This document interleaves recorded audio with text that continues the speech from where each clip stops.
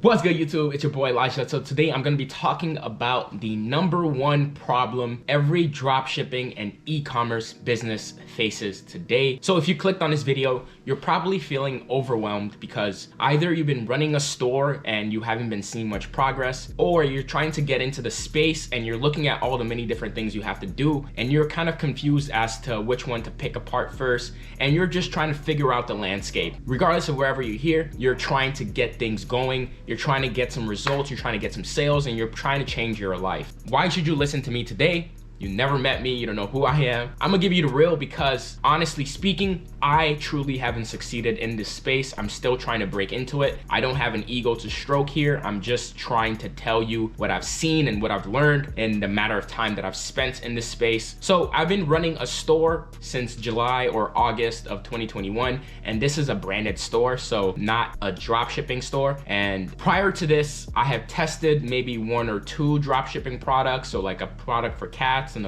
another tech product for your car. And I have also helped 10 other people in the past build their own stores, so like selling hair products and selling computer products, selling food. Regardless of whatever people were selling, I helped them build their website in Shopify and WordPress. The thing is, it's been a constant battle. E-commerce is very, very competitive. Everyone that's selling something is probably selling it online right now because it's very, very easy and accessible for a lot of people to shop online. Because of this, a lot of what you're going to do in this space as a seller is going to be trial and error, because you're going to be walking a new path. You're going to be trying to go against so many different companies and so many different people that are trying to make sales online as well. So you have to be very, very creative in how you go about doing it. I've also hired people, I've collabed with people, I've helped moved hundreds of boxes from delivery to a storage that we were using. If you guys want to break down in the past 6 months in specific detail about the store I'm running,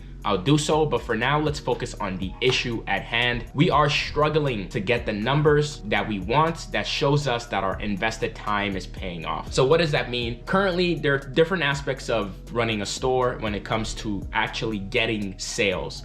So the first thing is traffic. So you want to get as much traffic that gets, many eyeballs looking at your store in some way, shape, or form. A lot of people would do advertising online. They will collaborate with influencers, or they will, organically just go out and tell people about their brand. But either way, you need traffic. You need people to be aware that you exist. And then the second thing is getting some level of engagement. So traffic happens, for example, let's use the example of, me putting a sign outside my store, like a physical store outside. I put a sign, people come see, I'm open, and that's traffic, right? People see it. And then the second step is engagement. When someone sees it, do they engage with me? Oh, this store is open, I'm gonna go check them out. So when they engage, that's when you got them, right? That's the next step in the funnel process of getting someone to purchase from you. So they engage with you, then you can, show them what you got, tell them more descriptions of what the product is and how it feels and how it fits in their lifestyle. And then the last step is conversion to sale. And this is one of the most important pieces because this is what brings the money in for you, the return on your investment of your time,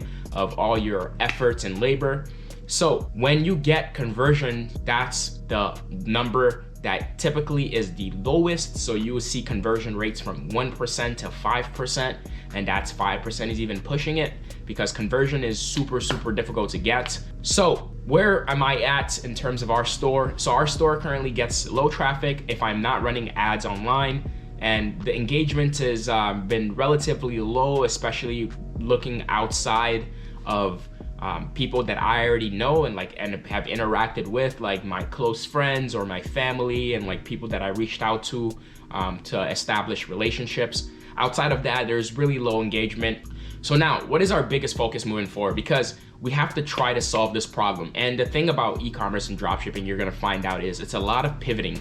It's a lot of figuring out what needs to be done next, changing courses of actions, and then attacking head on, because everything is changing every day. So you have to take notes, analyze the situation, come up with a plan, and then try to execute on that plan.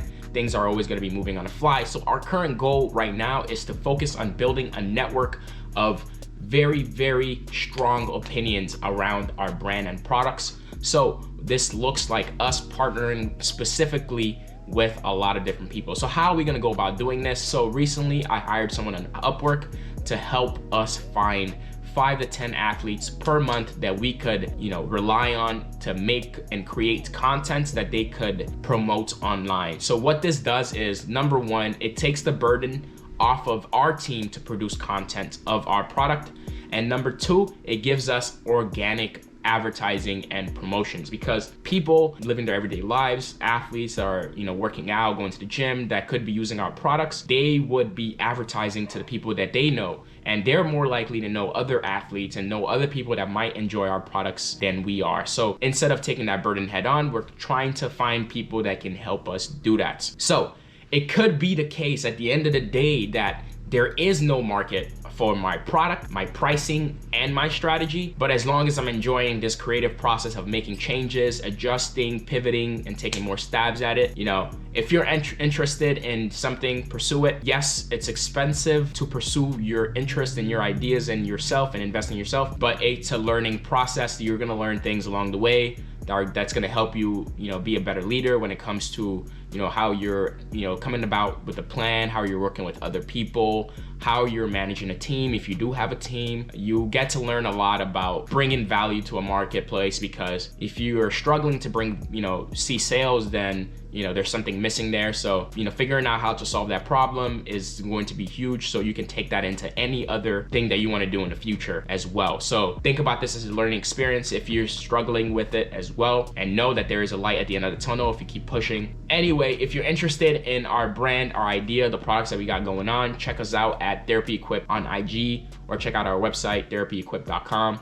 If you want to hear more about what our store has been doing and like how, where we're going in the next couple months or, year, whatever the roadmap and vision is, make sure you, ask in the comment section. If you're kind of curious, if you like this video in any fashion, make sure you smash that like button, destroy it. And if you're new, make sure you stick around, because you do not want to miss anything we got going on in the show. Seriously, we talk about a whole lot of different investment ideas, from e-commerce to crypto to being a developer to the tech field, and trying to maximize our potential in this universe. Anyway, it was your boy Elijah again. Thank you for stopping by, and I'll see you in the next one.